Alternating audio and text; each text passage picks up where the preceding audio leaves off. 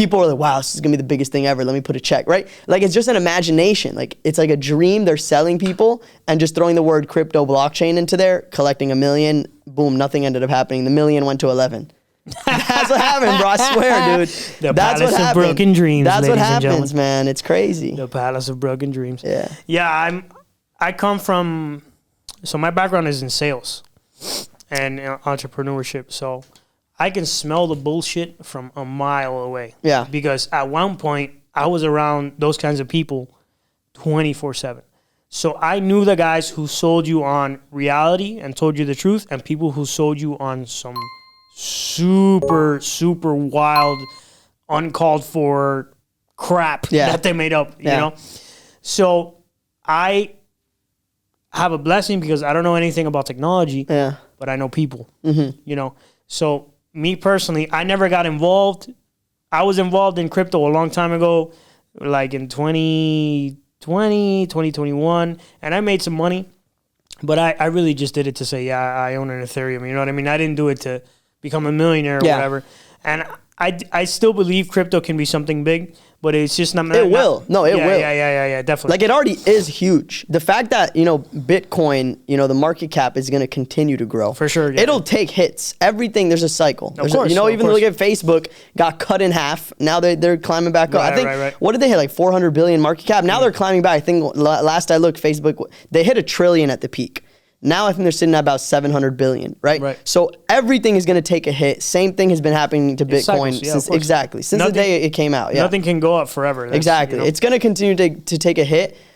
Thinking very, very long term, like 20, 30 years from now, Bitcoin, and I'm not a financial advisor. Don't take this as advice. This is just my opinion. Disclaimer. Yeah, this is, don't come after me, guys. But anyway, Bitcoin, if you think about it long term, 20, 30 years from now, something that's already being, you know, kind of like explored right now is asteroid mining.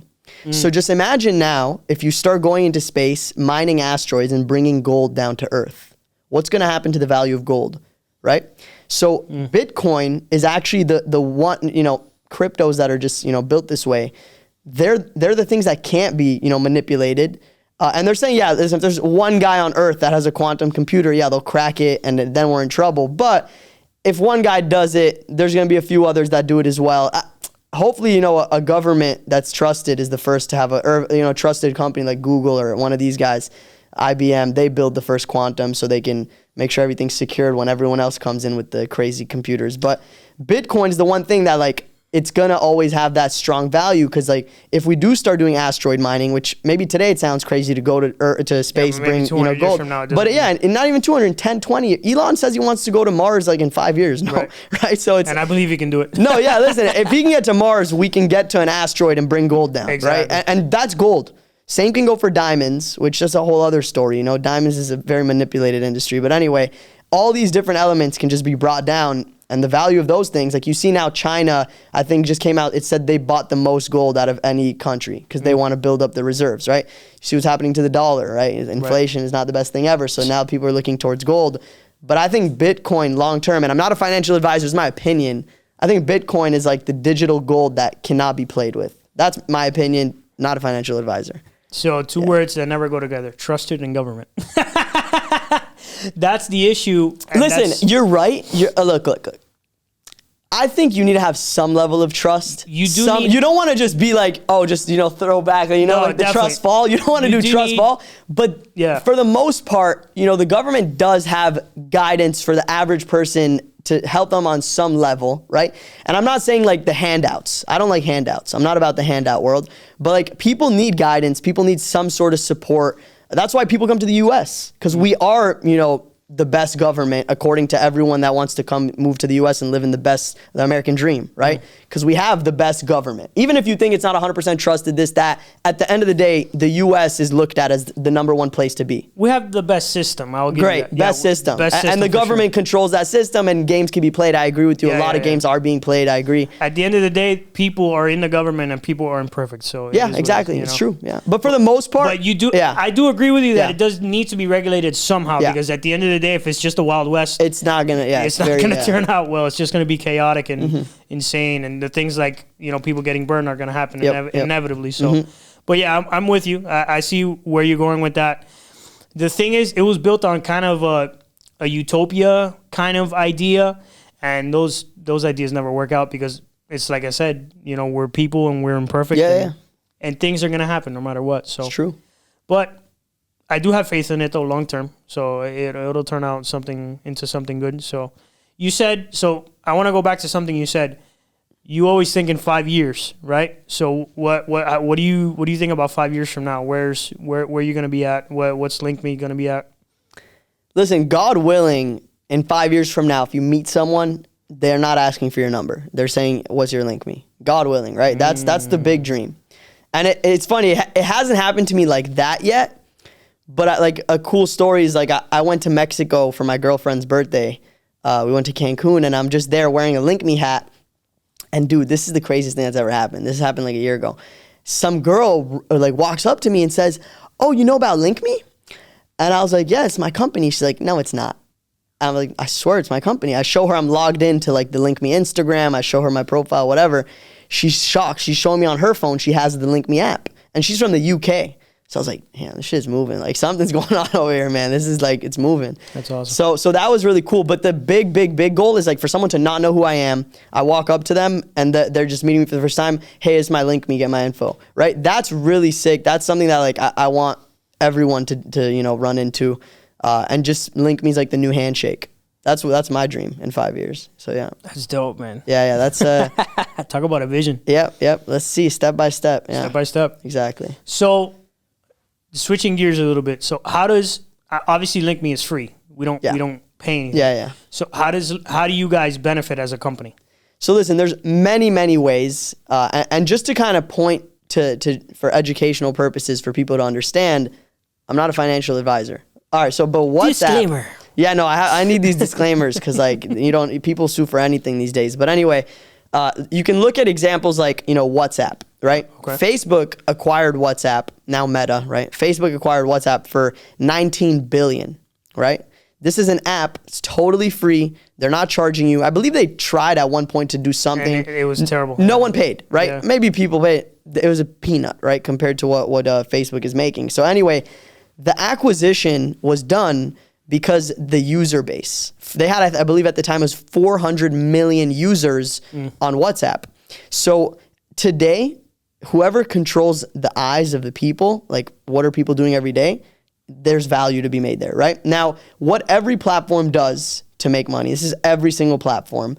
So anywhere from Snapchat to Instagram, Facebook. Facebook owns Instagram, WhatsApp, and Facebook. So Meta is the whole thing. But all these different apps, TikTok, LinkedIn, Pinterest even, right? All these apps, what they do to make money is they have an ads platform. So it's a very simple thing. If you've never used one before, you literally just type in, let's say, Snapchat ads on Google, right? Click the first one. It's going to take you to a whole business section of Snapchat where you can set up an account for your business to promote to people on Snapchat. Now, this is being done on every app. So you can actually go now on an app, start scrolling, and you'll see an ad. That ad got there because a business or a manager of that business went on, targeted you. You're the consumer. Maybe you saw a beauty product. That probably means you're a girl that likes to shop. And they know these things because they know that you clicked on a few ads in the last 30 days for beauty products. Like maybe you clicked on a Kylie cosmetic ad. So now you're being targeted for other cosmetic companies. So using, there's the data they have, the information saying, wow, these 10 million girls on our app love shopping. And then you say to the 100 businesses on your ads platform, hey, 100 businesses, we have 10 million girls that all live inside the US and they all love to shop and they're engaged shoppers because they bought something within the last 30 days from a cosmetic company. You can target those people, right? So now businesses, they spend a ton of money, a ton. And when I say a ton, Facebook, and people get shocked when I say this, last year they did $116 billion in a year. 116 billion, right? That's more than the market cap of a lot of your favorite companies you guys like. Insane. So anyway, Facebook is printing. They're like the leader. They're the kings of this. And they're doing, and by the way, it's not a crazy, the year before that, they did 114 billion. So it's not like, whoa, they got lucky one year. No, they go hard. They know what they're doing. TikTok just started, just started. And I believe from 2021 to 2022, they saw 100% increase year on year. I don't want to say the exact figure. It was, I think, 9 point something billion they did last year. This year, people are projecting it to do 20 billion, TikTok. And they just started letting people run ads. So it's unbelievable how fast this stuff snowballs. And these are not, insane things. Every app that you love is letting, businesses come on, run ads, and they're all doing billions of dollars per year, right? All the major, apps over there. So that's pretty much the big goal. Today, we don't want to disturb the users, right? We don't want people to come on to Link Me and just get flooded with ads. We can always flick a switch and start letting businesses do it.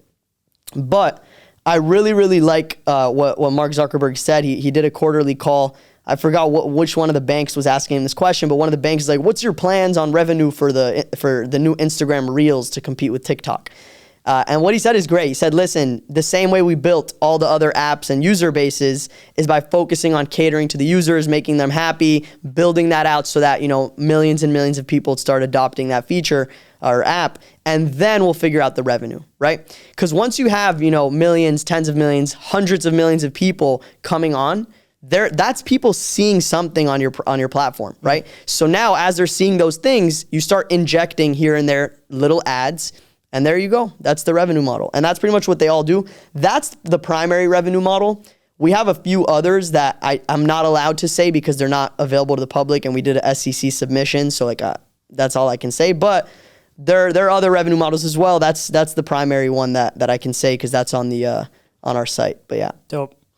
I mean, I see it coming together, man. Like, it's going to be huge. It's going to be big. Thank you. Yeah. You gotta make sure you remembered what podcast. Don't worry, man. You got the proof. This is gonna be posted. So you send me this. Hey, don't forget, brother. You were there. Forget. Yeah.